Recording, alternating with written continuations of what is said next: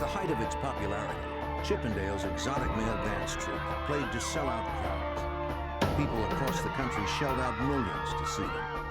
Then one of the founding partners was murdered, and New York City police were left with no leads. When a suspect finally did emerge, the chase would take the FBI to another continent in the hopes of solving the Backstage Murder.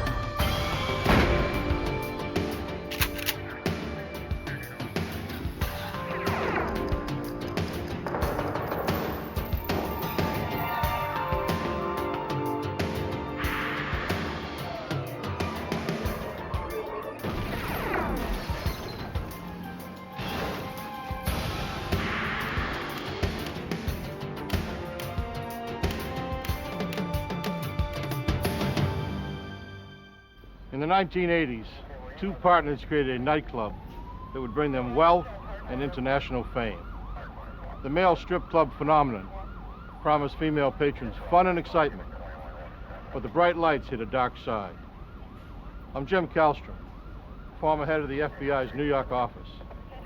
The FBI would launch a sting operation spanning 2 continents to bring down a man who killed for profit.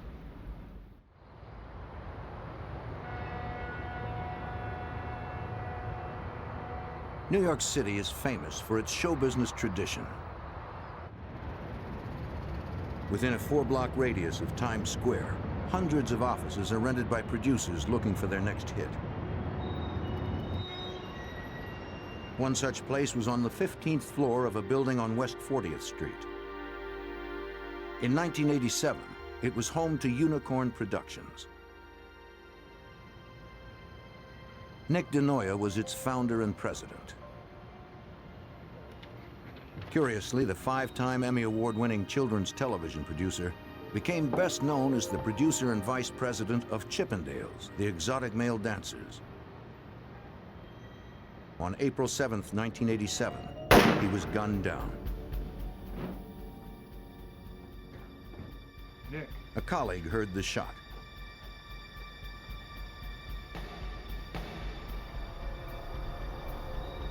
He found DeNoia dead on the floor and called 911.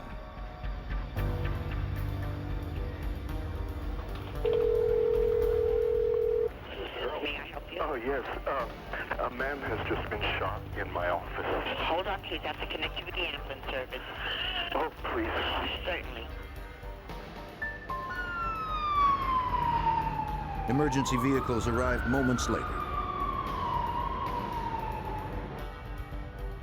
NYPD crime technicians gathered evidence. They recovered a shell casing from a 9mm automatic weapon. DeNoia's colleague told homicide detective Michael Geddes that a strange man had entered the office just prior to the shooting. He said maybe about a half hour ago, or 45 minutes ago, somebody came into the office and said to him, "Are you Nick?" And he said, "No, Nick is in the other office, and he's busy right now."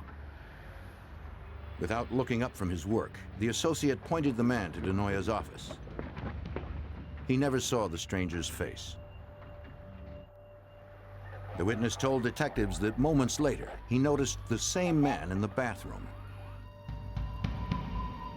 While he was in the bathroom, he heard this guy leaving the bathroom, and a couple of seconds later, he heard the door to his office open up. And then he heard a gunshot. The last sound the witness heard was the exit door to the stairwell swing open, then close.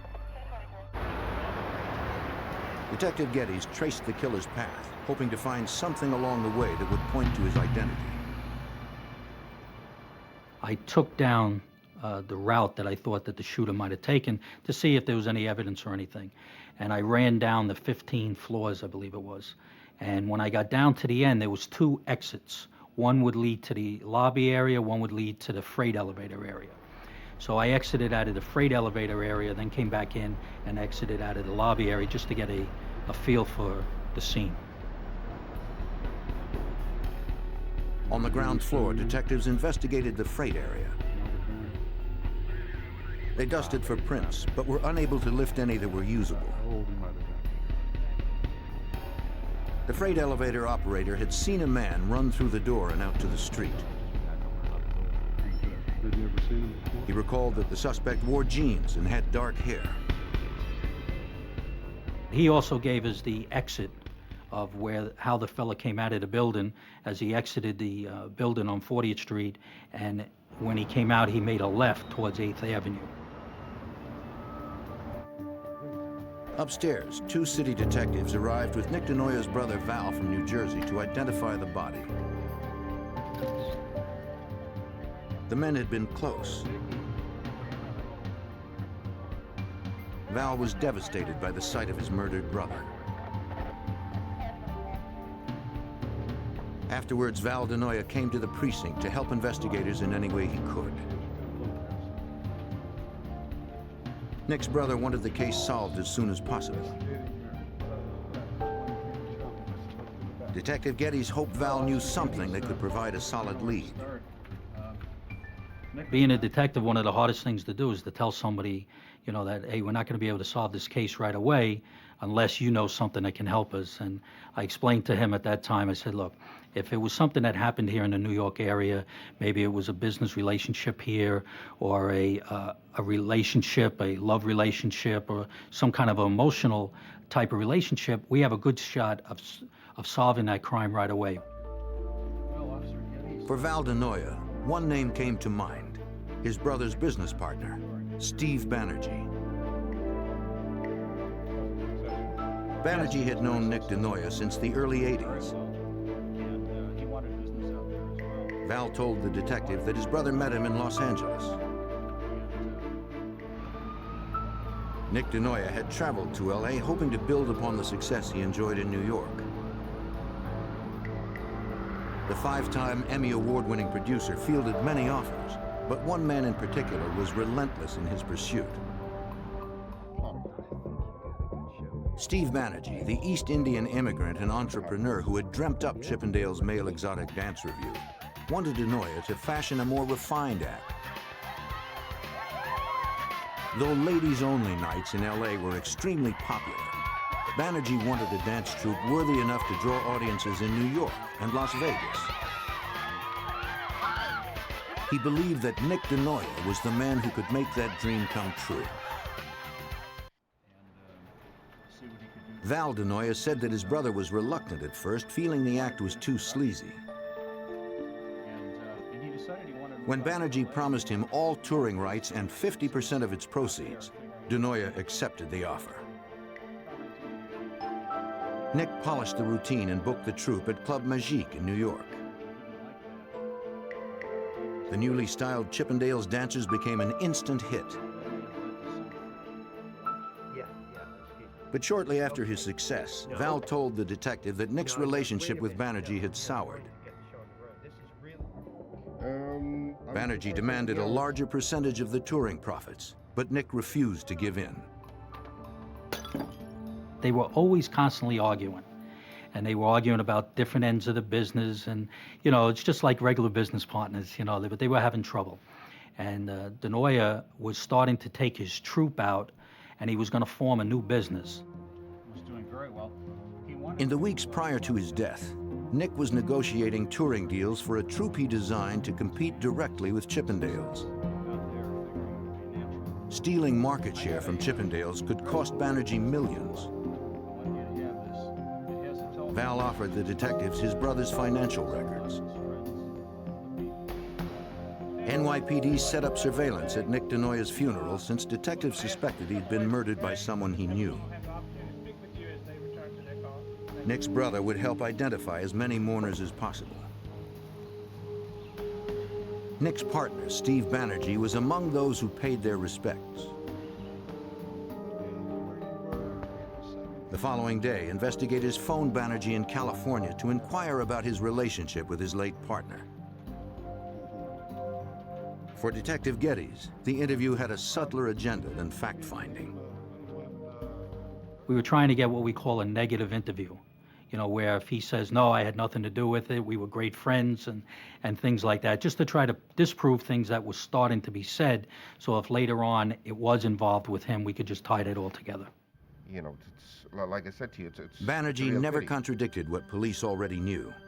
You know, He acknowledged that he and DeNoia did not get along and admitted that he was upset that his partner had formed a new dance troupe. Someone who can verify that for you. any help that I can do, officer. Banerjee do let me added know. that on April 7th, the day of the murder, he had been in Los Angeles the entire day. Yeah, you know. That did not rule out the possibility that a hitman had been hired, Thank you very much. but detectives had nothing to prove it. The DeNoia family offered a substantial reward for anyone who came forward with information. Police received several calls, but none panned out. We always felt this fellow, Steve Banerjee, had something to do with it, but nobody could really give us any concrete evidence or even steer us in the direction of where we could tie anybody into what happened. Lacking any other leads, the freight elevator Dark hair. operator from DeNoia's building provided his description of the man he saw run from the stairwell. Though he had seen him only briefly, police hoped it would be enough to prompt someone else's memory. Pretty much. Police canvassed the lobby of DeNoia's office building well into the evening. They asked everyone who worked there if they recognized the sketch. None did. The killer had apparently vanished in the middle of a workday amongst millions of New York City commuters. Well, basically, the investigation just, it kind of hit a brick wall. And we really weren't going anywhere with it. We had a sketch that was out there. There was a reward that was out there. There was we even put it on television, trying to get some assistance, figuring if the person that did this was from another state, that somebody would give us the information. But we constantly hit that brick wall, and it wasn't going anywhere. No new leads surfaced. To New York City police, it looked as if the killer had gotten away with murder.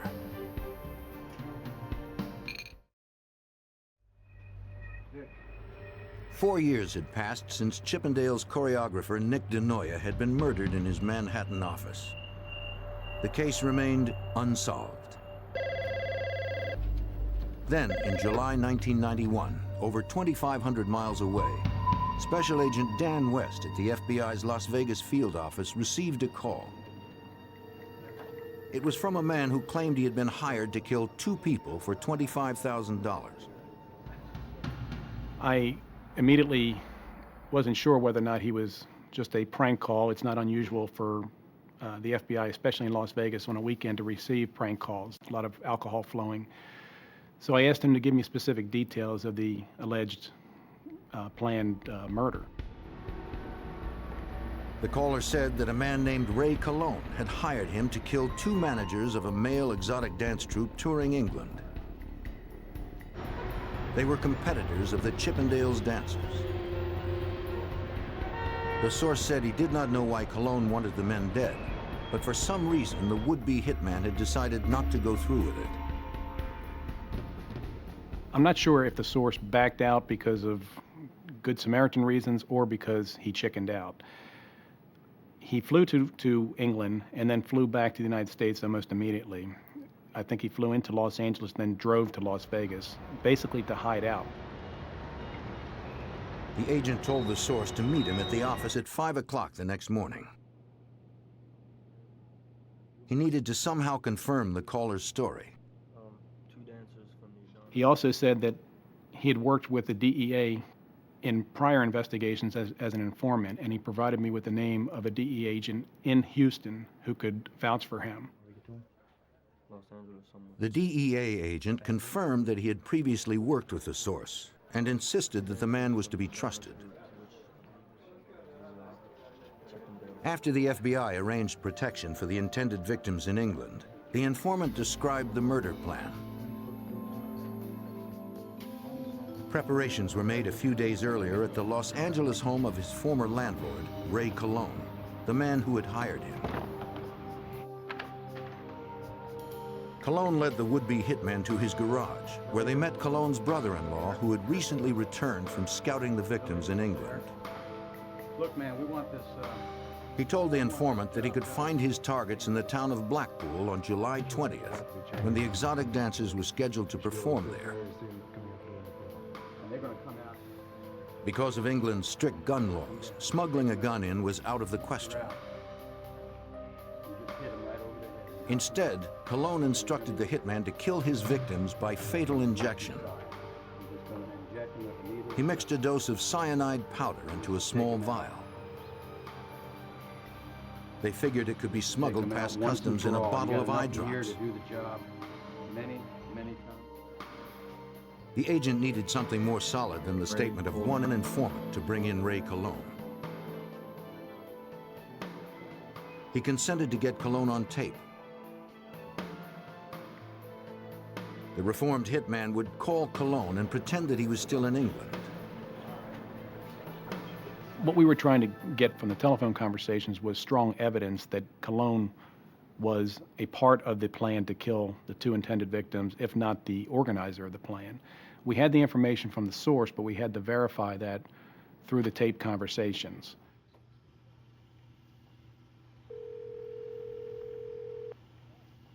Hello? Ray! Yeah. Barry, buddy! Are you sure that damn stuff is gonna work? It's pretty red, buddy. Yeah, it'll work. Oh, man, I don't want to... But and if you want to add something to it... How long is it gonna take before they croak and hit down? Is that an immediate, if not sooner? Yeah, right. That's probably potent. You can even put a little, if you want, a little Drano in there if you want.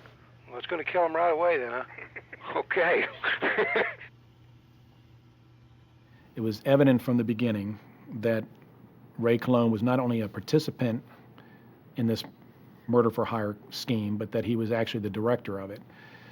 Cologne provided numerous suggestions to the source on how to best effect the death of these two intended victims.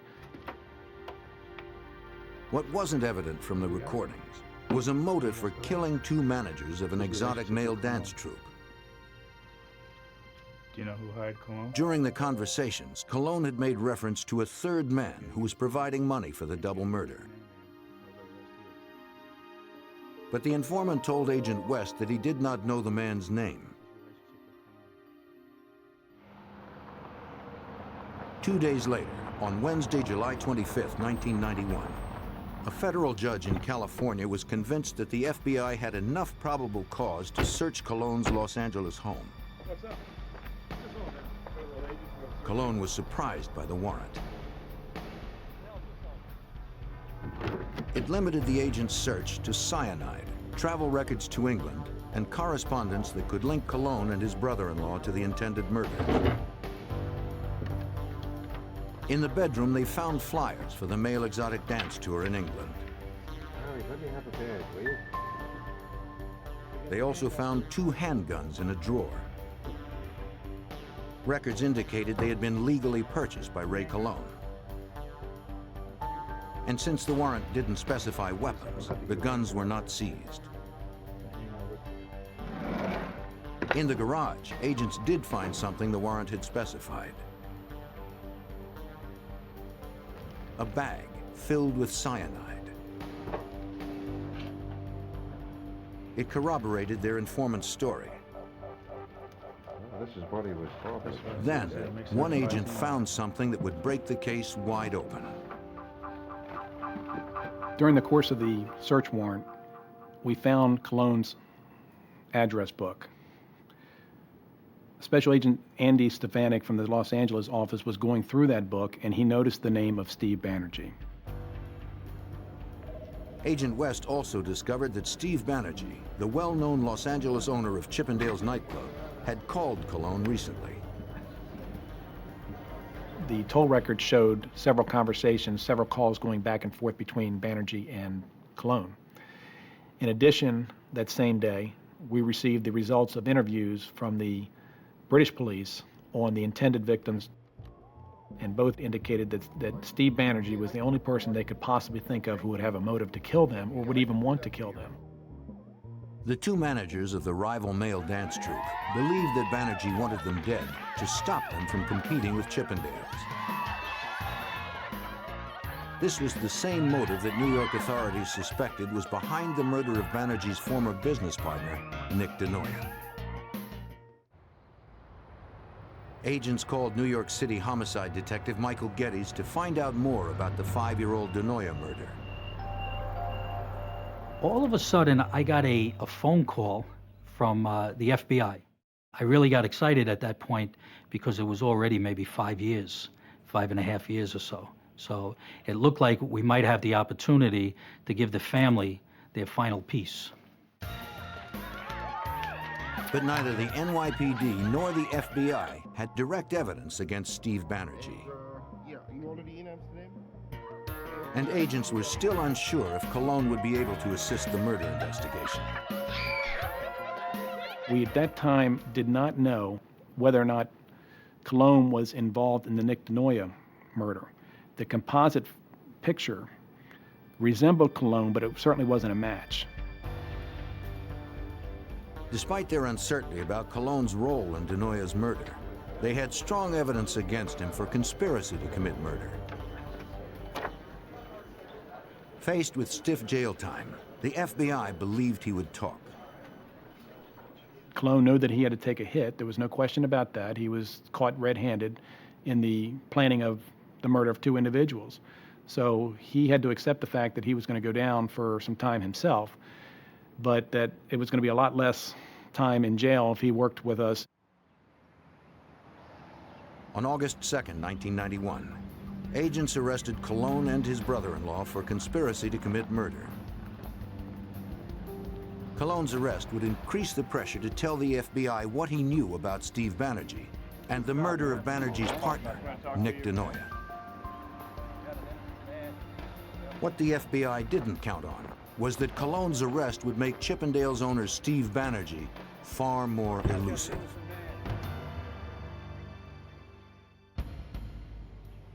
In August 1991, the FBI arrested Ray Cologne and his brother-in-law in Los Angeles for conspiracy to commit murder.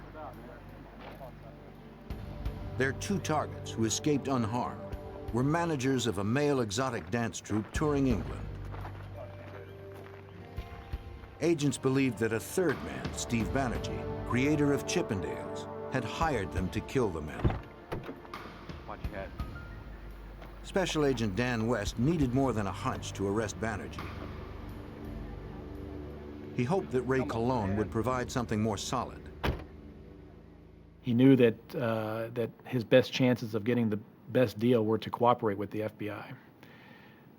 He had indicated to us that we only had a small fraction of the story. He took a sheet of paper, he said, right now you have this, and I can give you the whole page. As agents had suspected, Cologne admitted that Steve Banerjee was the man who had hired him to carry out the murders. He also told agents that the wealthy Chippendales club owner had ordered the murder of his partner, Nick DeNoia, in New York 5 years before. For consideration of a lighter sentence, Cologne signed a proffer agreeing to help the FBI gather enough evidence to arrest Banerjee. Special Agent Scott Garriola from the FBI's Los Angeles field office learned that Cologne's association with Banerjee had begun by chance over a decade earlier. Cologne had lived and managed an apartment building on the same street where Chippendale's Los Angeles club was. And by being so close in proximity, he would frequent the bar and over the course of time became close friends with Banerjee. Cologne explained that his friend Steve Banerjee had immigrated to the U.S. from India in the early 70s. In 1973, the future millionaire opened a gas station north of the Los Angeles airport. He used the profits to purchase a failing West Los Angeles bar, and by 1976 had turned it into the nightclub that became famous as Chippendales. By then, Cologne had parlayed his friendship with Banerjee into employment. The out-of-work musician was happy to perform any job that Banerjee needed done. Right off the street. One service Cologne provided was arson. Banerjee wanted his competitors eliminated. Colon confided that Banerjee directed him to burn down nearby competition. A disco in Santa Monica was the first target in 1979. 5 years later, Colon torched another club. Neither arson attempt had been successful, and the clubs remained open. Banerjee didn't limit his targets to buildings. According to Colon, Banerjee also ordered him to hire a hitman to kill his partner, Nick DeNoia. Colon added that DeNoia had successfully sued Banerjee to prevent him from touring a second Chippendales dance troupe. The lawsuit, combined with costly merchandising overruns, forced Banerjee to file for bankruptcy. As instructed, Colon hired a hitman 3 months earlier. He claimed he remembered only the man's first name, which was Louis.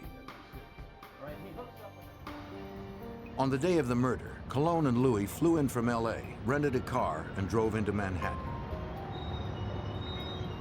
Colon waited on the street with the engine running until Louis returned from shooting DeNoia.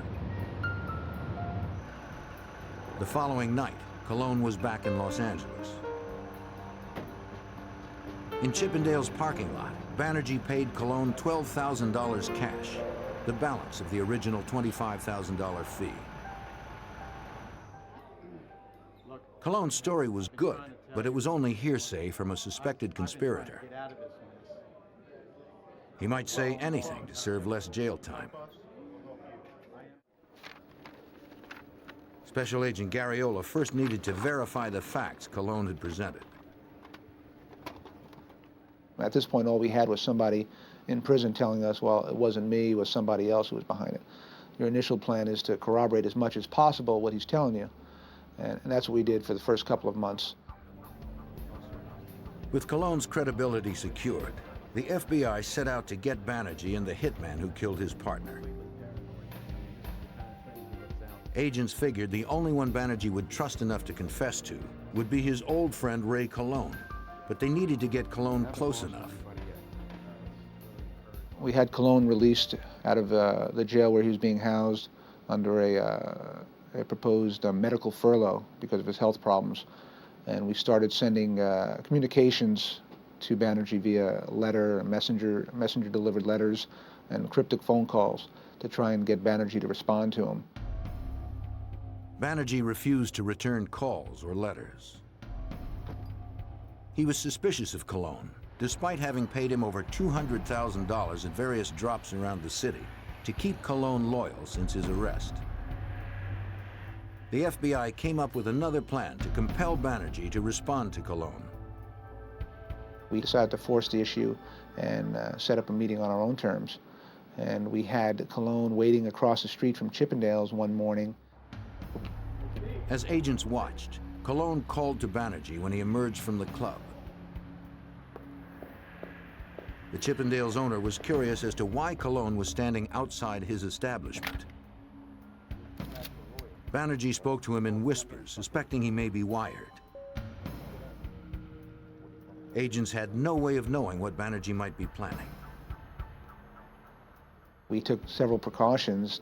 If he hired somebody else, Colon, to kill somebody, why wouldn't he hire somebody to kill Colon? Hoping to strengthen Banerjee's trust, the released prisoner provided the address of a bar where the suspected murderer was to send more money. Banerjee didn't trust Colon, but he couldn't afford to ignore him. He told Colon to pick up his payment the next evening. Agents set up surveillance on the bar. At about 9 o'clock, agents observed Banerjee stopping in front, checking the address, and then driving away.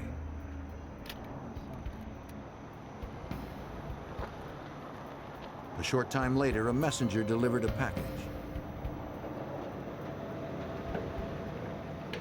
Agents retrieved it from inside. When we contacted the messenger company, that had sent the package. The pickup location where the package was received from was a bakery that was right next door to the building where the Chippendales dancers were practicing and rehearsing. Back in the FBI offices, agents opened the package, not knowing what might be inside. It contained $14,000. I guess we got them both. The payoff meant that Banerjee would continue to keep Ray Colon close to him. But agents didn't know if Banerjee would talk, or if the hitman, known only as Louis, would ever be found.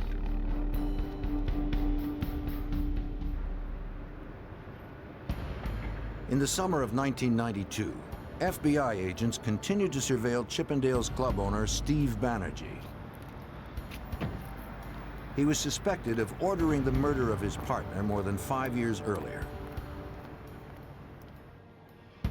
Ray Colon, hired by Banerjee to arrange the murder, had been arrested and was cooperating with agents to capture the wealthy club owner.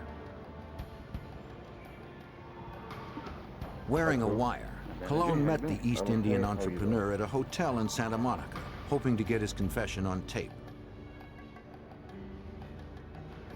Special Agent Scott Garriola and his team were stationed nearby.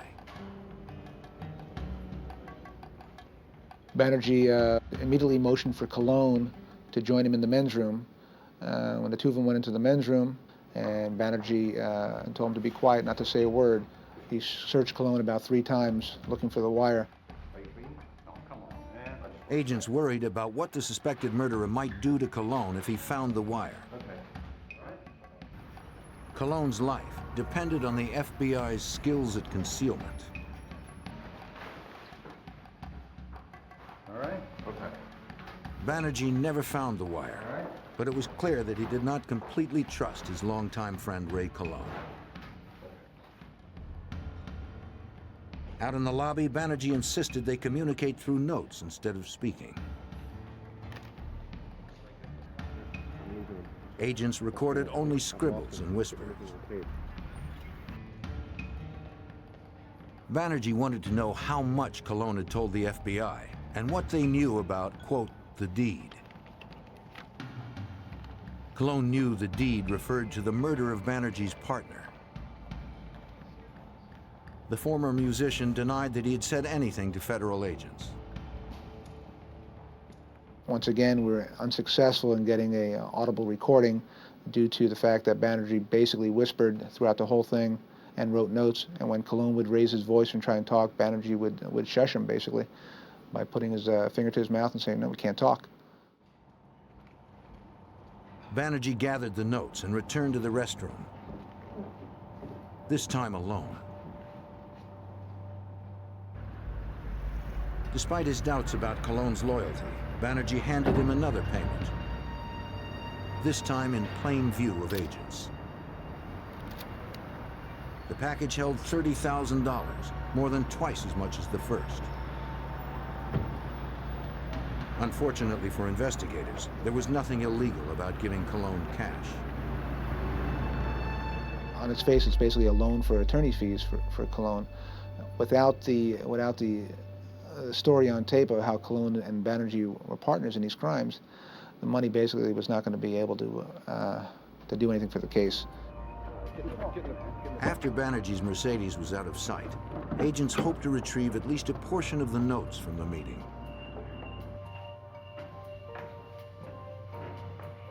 In the men's room under a toilet, one agent discovered a scrap of paper. It seemed that Banerjee had flushed the rest. Though it held only a small pen mark, it would help corroborate Colon's story when it came time to testify at trial. Colon did not remember the full name of the hitman he had hired in 1987, but he did recall that his first name was Louis, and he lived somewhere in East Los Angeles. Colon didn't have a last name for him, didn't have an address. We had took him out a couple of times, had him drive us around the area, and he pointed out a house that he thought Louis had lived in.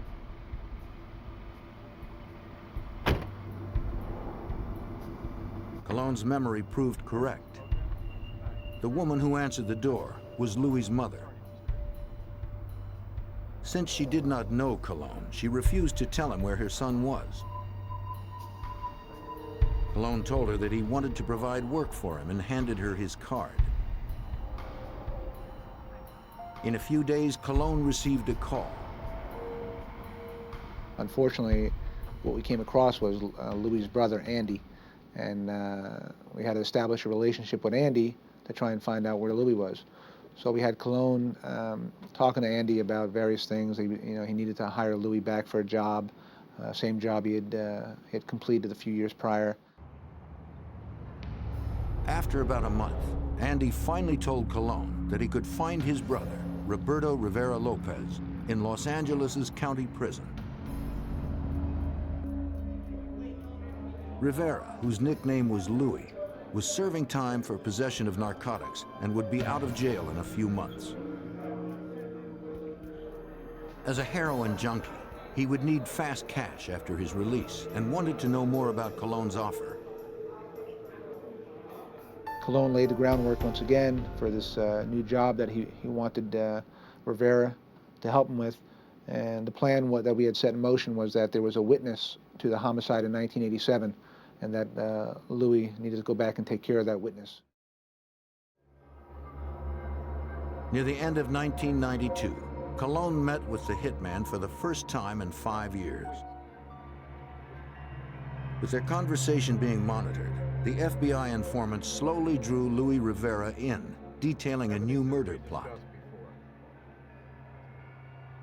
If the FBI ever hoped to get the hitman confessing on tape, it had to be now. His release date on the charge he was incarcerated for was, I believe, January 17th of '93. We were running up against the clock. And one of our concerns was that, we had laid the groundwork for Cologne and Rivera, that when Rivera got out, he was supposed to contact Cologne to go and kill this witness. Agents' worries were laid to rest.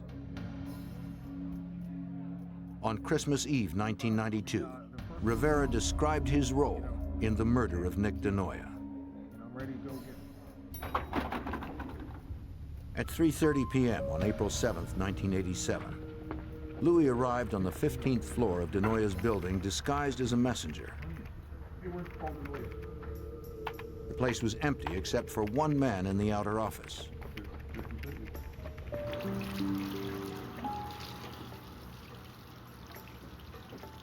Moments later, when the office worker entered the men's room, Louis exited to kill DeNoia, figuring there'd be no other witnesses to the crime.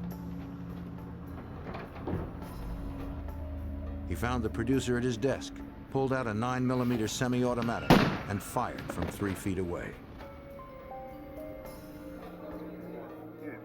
The FBI had it all on tape. Ray Cologne had fulfilled half of his agreement with the FBI to receive sentencing consideration on his charge of conspiracy to commit murder. The other half hinged on his ability to secure a taped confession from the man who had ordered DeNoia's murder, his longtime friend, Steve Banerjee. So far, more than a year after his arrest, Cologne had been unable to do that.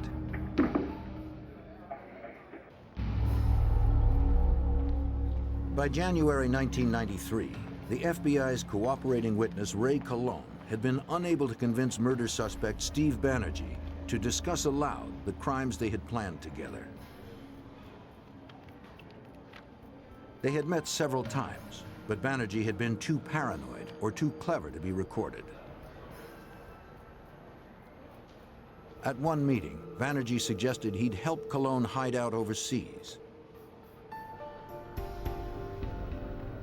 Special Agent Scott Garriola and his team used Banerjee's suggestion to form a new plan. Perhaps Banerjee could be lured overseas to talk to Cologne on foreign soil. I don't think it was too difficult on Banerjee's part to accept the fact that Cologne was going to go overseas. I mean, he wanted to be rid of Cologne. He knew Cologne was the only person that could tie him into these various crimes dating back to 1979. Since Cologne was still on Banerjee's payroll, agents believed it was likely that he would visit Cologne in person to be certain that Cologne had what he needed for an extended stay. Banerjee wanted Cologne out of his life permanently. The FBI selected Rome as their destination, since Italy's laws and police force are well adapted to surveillance investigations. Agents made extensive preparations before they arrived. We acquired a phony United States passport for Cologne in an alias name, which you would expect someone who's on the run, a fugitive in another country, to have some kind of phony documentation. So we acquired that. We also entered Cologne into the nationwide crime computer as a fugitive. So in the event Banerjee had some kind of private investigator or someone check the computer, it would show that there was a warrant out for Cologne's arrest because he was now a fugitive.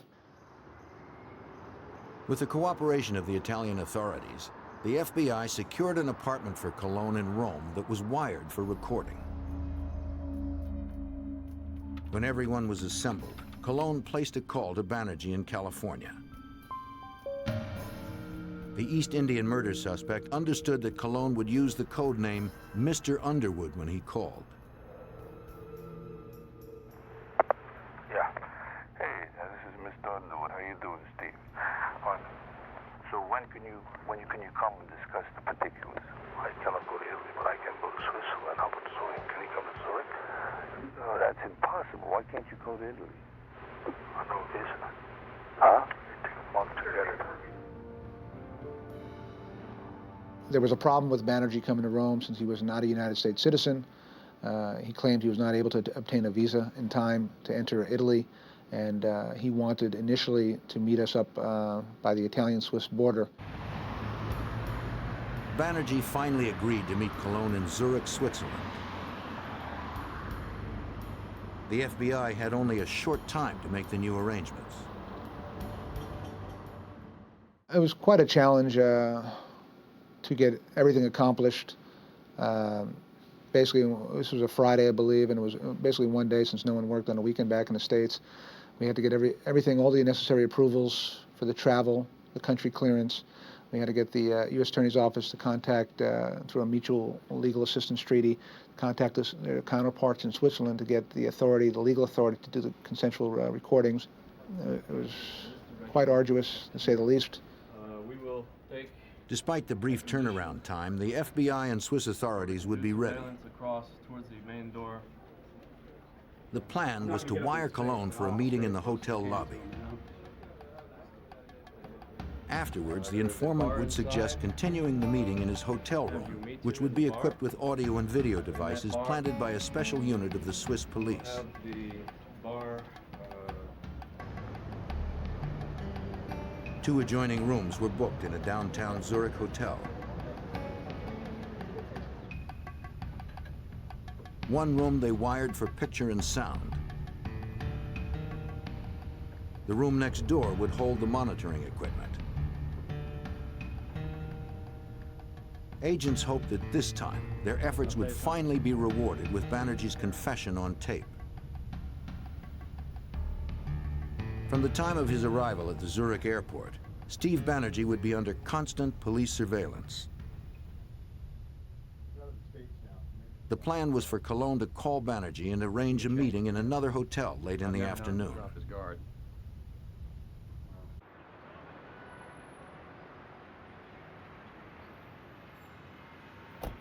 As planned, Banerjee arrived first. Undercover agents and Swiss police were stationed throughout the hotel dressed as staff. He waited in the bar where he was expecting Cologne's call.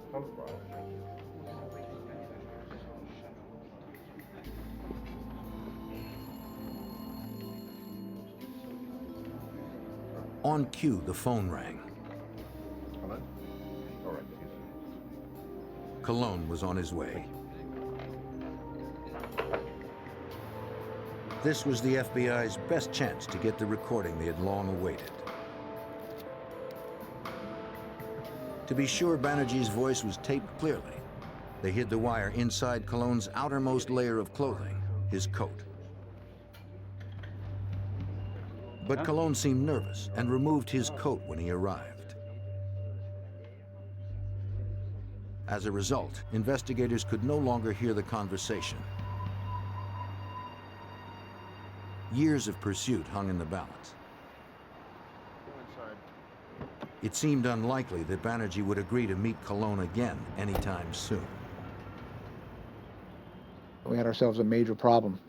So what I initially did was, since I was monitoring the conversation from the outside, I went into the doorway of the restaurant, and hopefully in Cologne's line of eyesight, and I took my jacket off a couple of times, hoping he would get the idea to put his jacket on. Nobody's going to come back at us. Okay. The receptionist. But the agent couldn't get Cologne's attention. Testimony isn't going anywhere. The informant was apparently too nervous to look anywhere except directly at Banerjee. The Swiss police, they came to our rescue. They went in there and they closed the whole restaurant down. They went in and talked to the owner, the manager of the restaurant, said, "Hey, we got a little problem. We need to shut this restaurant down." Fortunately, there weren't too many customers in there, and basically they closed the restaurant down, which forced Cologne and Banerjee to leave the restaurant. After moving to a noisier bar in the hotel, Cologne suggested they'd be more comfortable relaxing in the room where Cologne was staying. Cologne arrived first. He was met by a Swiss technician who attempted to strip the wire from his jacket before Banerjee arrived. Cologne's device was an unnecessary risk since the room itself was wired. We didn't know what Banerjee was going to do once the two of them were in the hotel. They had gone from a public place to strictly a private place, and we were a little concerned at this point for what Banerjee may have up his sleeve. Undercover agents alerted the surveillance team that Banerjee had arrived on Cologne's floor. The Swiss tech retrieved the wire and stepped into the adjoining room.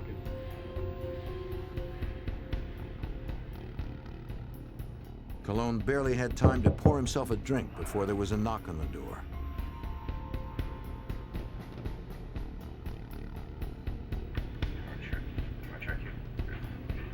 The first thing Banerjee did was check Cologne for wires. He found none and began to relax. Cologne poured him a drink. Then his old friend opened up. In broad daylight, downtown Manhattan. Banerjee felt comfortable enough to talk about murdering his partner. He mentioned the $25,000 he paid to commission the deed. He also made comments about the men in England that he ordered killed. He even talked to Cologne about the arsons he had paid for back in 1979. After 5.5 years and 6,000 miles from the crime scene, the FBI's perseverance had finally paid off. At last, they had it all on tape, and Cologne earned himself an early parole. That was the coup de grace right there. That was it. We got exactly what we needed. We pretty much corroborated Cologne, down to every I, dotted I, and every T that Cologne had told us. On September 2nd, 1993, outside his Chippendales Club in Los Angeles, Steve Banerjee was arrested for racketeering and first-degree murder. Facing life in prison, Banerjee's defense team offered the state's attorneys terms for an agreement. Banerjee would plead guilty to the charges and forfeit his interest in Chippendales for consideration in sentencing. New York State accepted, suggesting 26 years in a maximum security facility. But to Banerjee, the punishment was too severe. On the day of his sentencing in October 1994, he was found hanged in his cell. Michael Geddes, the New York City detective who investigated Nick DeNoia's murder 6 years earlier, was glad to see the case closed. Ever since Steve Banerjee was arrested and Cologne confessed, what happened is I saw that Val DeNoia, the brother, and his wife actually change. You could see the peace in their face. You could see the smile coming back into their life. Steve Banerjee had immigrated to the United States to fulfill his dreams of success. Blinded by his pursuit, he confused power and the accumulation of wealth with the American dream.